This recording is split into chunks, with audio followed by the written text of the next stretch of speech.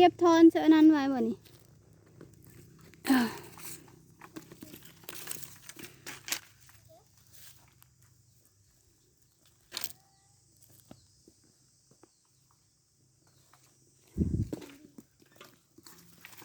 เก็บเอาไว้ที่ปุถุ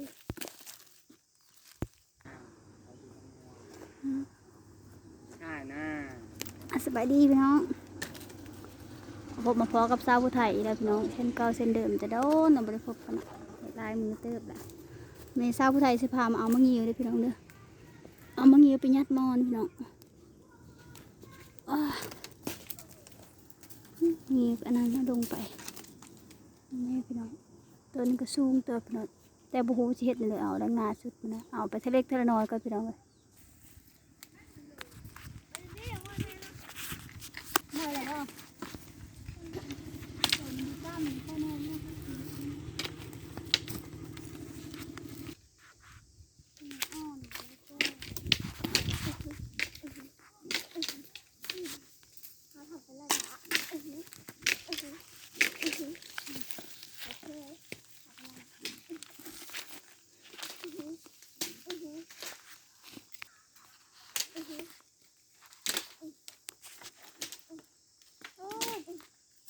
เมื่อไรเนาะใบมะม่วง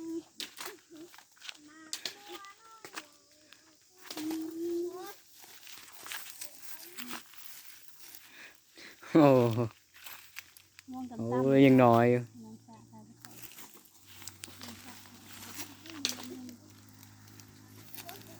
มันมีก็เป็นแก้วที่บอก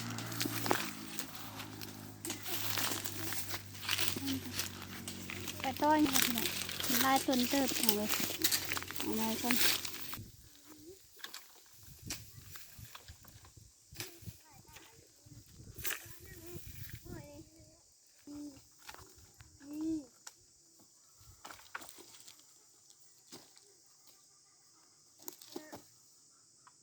มีข้าวเกาะด้วย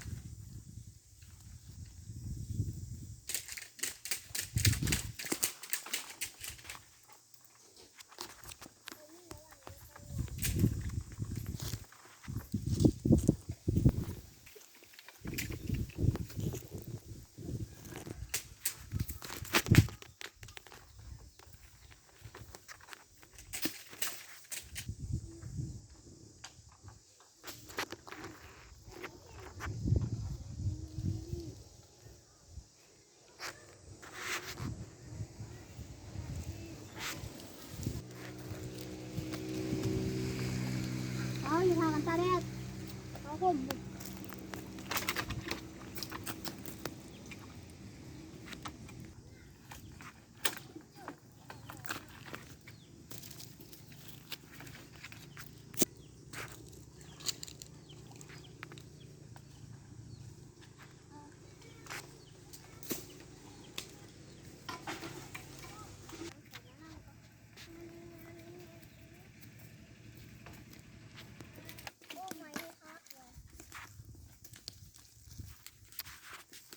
เดี๋ยวเวลาเก็บผ่านเด้ เมื่อยเด้ คลิปนี้กับผมยังไล่เลยพี่น้องพี่น้องเบิ้งเลยพี่น้องเลยเดี๋ยวจะเอาก๊กนี้เอามาเบิ้งที่ก๊กเดี๋ยวก๊กนี้กับผมจะไม่เดี่ยวดอกเดี๋ยวคลิปหน้าแล้วใช้ที่หาจังสิมาเบิ้งแกะงิ้วเบิ้งเลยพี่น้องเลยแต่ว่าตอนนี้เนี่ยเก็บงิ้วโตกับพี่น้องคลิปนี้กับผมยังไล่มีแต่ซ้ำนี้ได้พี่น้องไปก่อนคุณได้มากอย่าลืมกดไลค์กดแชร์กดติดตามเป็นกำลังใจให้ชาวผู้ไทยเด้อพี่น้องเด้อไปก่อนบ๊ายบาย